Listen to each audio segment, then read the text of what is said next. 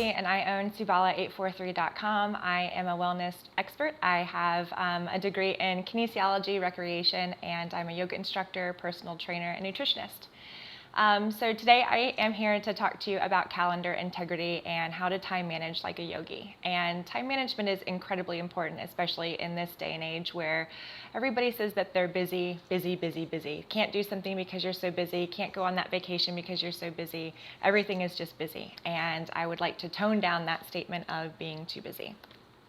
So I'm going to teach you how to say yes to the things that you want to say yes to and no to the things that just you don't want to say yes to. Things that maybe you are tolerating or you don't have an actual passionate yes for.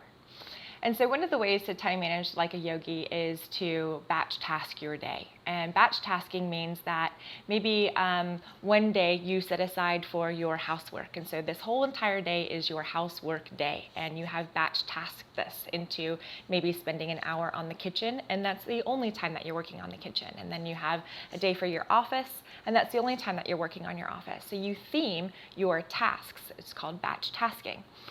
You'll see this in business and industry also, where maybe you'll have a morning from 9 until 12, and that is all of your email communication time. And so during 9 to 12, that is the time that you check your email, you're responding to your people, you're doing all of your communication that way.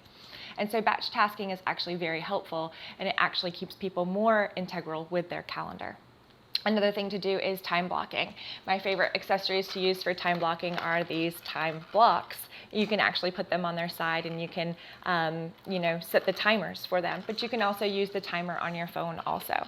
And so your time blocking would be so that you set aside 10 minutes to strategize whatever it is that you're working on. And when that 10-minute timer goes off, then you're done and you move on to your next task or your next thing on your list.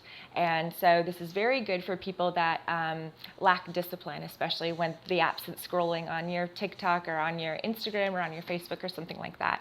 Because when you start your scroll, sometimes 1 minute turns into 13 minutes or turns into 25 minutes, and then before you know it, an hour has gone away and you didn't know that that hour could have been used for something else on your task list. So time blocking is incredibly helpful, and I believe it's called the Pomodoro Method, and so that's where that time blocking comes from. One of my favorite things to do is the Ivy Lee method, and the Ivy Lee method is for people who are good with making lists.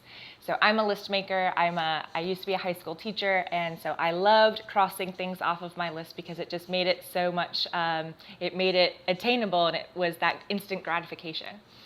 So the Ivy Lee method, in the morning, you would take 6 or 7 of your things on your to-do list and you would prioritize them from 1 until 7. So the first things first, that's the number one thing that needs to get done in that day, 1, 2, 3, 4, 5, 6, 7, all the way down your list. And you say single focus. This is not a multitasking thing. Multitasking is the quickest way to not get anything done. So you say single focused on your task list. So you have your item number 1 and you don't cross item number 1 off until it's completely done, but you're also not doing anything else on your list until item number 1 is done. So maybe before noon you get to cross all 7 things off of your list. Or by the time the end of the workday comes or the end of your day, you don't get to cross number 6 and 7 off. Well, the 6 and 7 turn out to be number 1 and 2 for the following day. And so you have this constant working list of the things that you need to get done. They are prioritized and in order, and you stay focused on one at a time. And this is actually going to be very good, especially for people who have beginner's anxiety.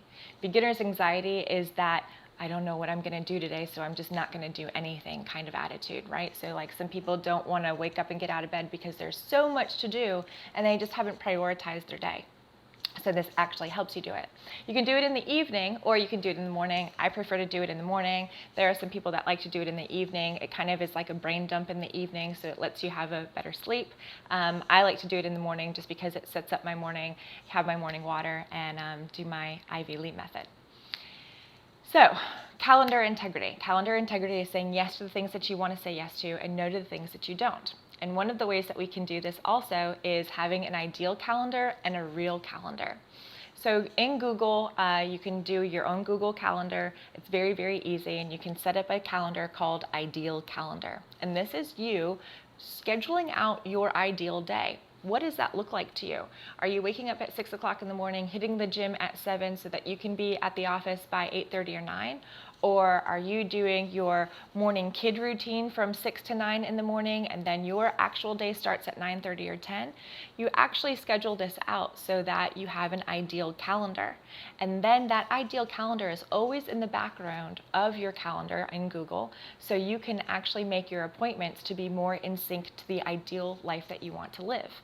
And so maybe you only want to have doctor's appointments on Wednesdays, and you want to have as much as possible your schedule to be open on Mondays and Fridays in case you have an opportunity to take a 3-day weekend. So when you are scheduling your doctor's appointments and your visits and your family time and all that stuff, you wouldn't want to schedule anything for those Mondays and Fridays just in case you had that opportunity. You would want to have all of your appointments your Tuesday, Wednesdays, and Thursdays in the middle of the week. Your ideal calendar is different for everybody. And the way that you can be more integral with that ideal calendar is to actually log in what you're doing on a daily basis. You might not know that you're spending an hour and a half a day on social media, not for work, but for leisure. You might not know that you actually spend, 2.5 hours commuting between pickup lines, drop-off lines, going to work, etc. And so when you actually are accountable for your time and you know what you are spending your time on, you can act more in the way of your ideal calendar. So your ideal calendar and your real calendar, that's more of an online thing.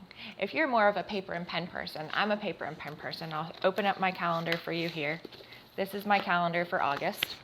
Okay, but I try to make my paper and pen calendar as close to my ideal calendar as possible. And so I have my time blocks in my calendar. This is a day designer.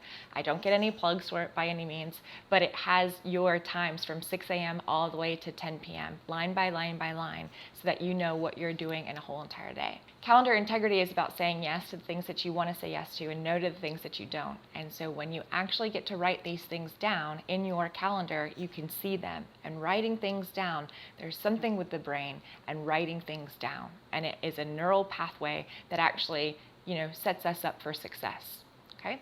So when you write these things down, you can see them in your calendar. Every commitment that you make, you can put in your Google Calendar or you can put in your written calendar, and then you actually have that to compare to with your real and ideal calendars. So time managing like a yogi is prioritizing. It's not procrastinating. It is staying integral with the things that you want to do and saying no to the things that you don't want to do. If you don't have a yes, a vibrant, passionate yes to any of your to-do list, then take them off of your to-do list. Take them off of your case. Take them off of your caseload, your workload, everything. You should be saying yes to the things that actually light you up.